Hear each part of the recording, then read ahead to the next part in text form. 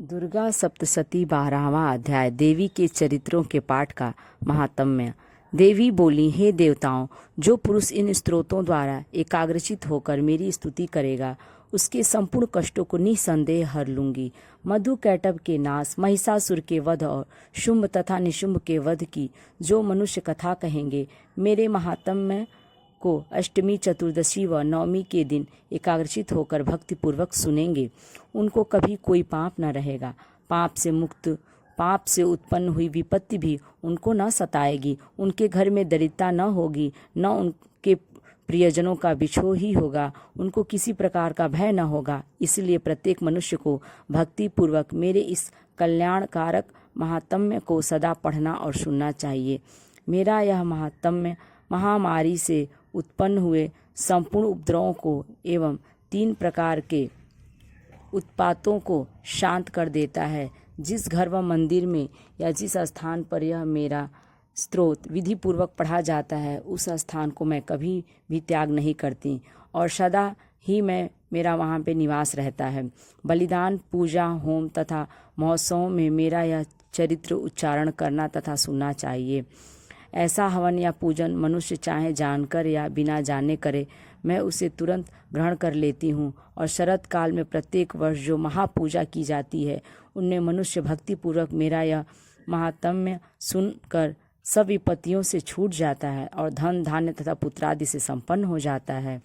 और मेरे इस महात्म्य व कथाओं इत्यादि को सुनकर मनुष्य युद्ध में निर्भय हो जाता है और महात्म्य के श्रवण करने वालों के शत्रु नष्ट हो जाते हैं तथा कल्याण की प्राप्ति होती है और उनका कुल आनंदित हो जाता है। सब कष्ट शांत हो जाते हैं तथा भयंकर स्वप्न दिखाई देना तथा घरेलू दुख इत्यादि सब मिट जाते हैं। बाल ग्रहों में ग्रसित बालकों के लिए यह मेरा महात्म्य परम शांति को देने वाला है। मनुष्यों में फूट पड़ने पर यह भली भांति मित्रता करवाने वाला है। मेरा यह महात्म्य मनुष्यों को मेरी जैसी सामर्थ्य की प्राप्ति करवाने वाला है। पुष्प, अर्घ्य, धूप, गंध, दीपक इत्यादि सामग्रियों द्वारा पूजन करने से, ब्राह्मण को भोजन करा के, हवन करके, प्रतिदिन अभिषेक करके, नाना प्रकार के भोगों को अर्पण करके और प्रत्येक वर्ष दान इत्यादि करके जो मेरी आराधना की जाती है और उससे मैं जैसी प्रसन्न होती हूँ, वैसे ही प्रसन्न मैं इस चरित्र के सुनने से ही हो जाती हूँ। यह महात्म्य श्रवण करने पर पापों को हर लेता है तथा आरोग्य प्रदान करता है। मेरे प्रादुर्भाव का कीर्तन दुष्ट प्राणियों से रक्षा करने वाला है, युद्ध में दुष्ट दैत्यों का संहार करने वाला है। इसके सुनने से मनुष्य को शत्रुओं का भय नहीं रहता। हे देवताओं, तुमने जो स्तुति की है अथवा ब्रह्मा जी ने जो मेरी स्तुति की है, वह मनुष्यों को कल्याणमयी बुद्धि प्रदान करने वाली है।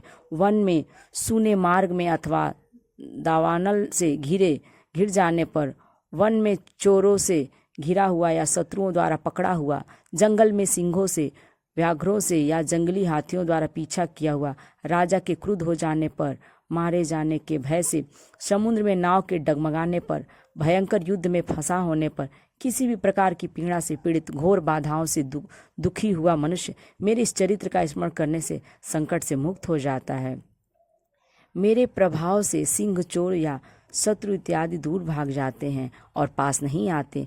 महर्षि ने कहा, प्रचंड पराक्रम वाली भगवती चंडिका यो कहने के पश्चात सब देवताओं के देखते ही देखते अंतर्धान हो गईं और संपूर्ण देवता अपने शत्रुओं के मारे जाने पर पहले की तरह यज्ञ भाग का उपभोग करने लगे और उनको अपने अधिकार फिर से प्राप्त हो गए तथा युद्ध में देवताओं के शत्रुओं शुंभ व निशुंभ के देवी के हाथों मारे जाने पर बाकी बचे हुए जो राक्षस पाताल को चले गए। हे राजन, इस प्रकार भगवती अंबिका नित्य होती हुई भी बार बार प्रकट होकर इस जगत का पालन करती हैं, इसको मोहित करती हैं, जन्म देती हैं और प्रार्थना करने पर समृद्धि प्रदान करती हैं। हे राजन, भगवती की महाप्रलय के समय महामारी का रूप धारण करती हैं और वही संपूर्ण ब्रह्मांड में व्याप्त हैं और वही भगवती समय समय पर महाकाली तथा महामारी का रूप बनाती हैं और स्वयं अजन्मा होते हुए भी सृष्टि के रूप में प्रकट होती हैं।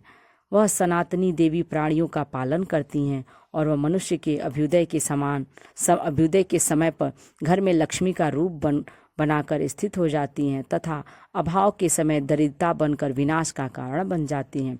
पुष्प, धूप, गंध आदि से पूजन करके उसकी स्तुति करने से वह धन एवं पुत्र देती हैं और धर्म में शुभ बुद्धि प्रदान करती हैं। इस तरह से 12वां अध्याय पूर्ण हुआ। यदि वीडियो अच्छी लगे तो लाइक करें और यदि मेरे चैनल पर नए हैं तो इसे सब्सक्राइब करें।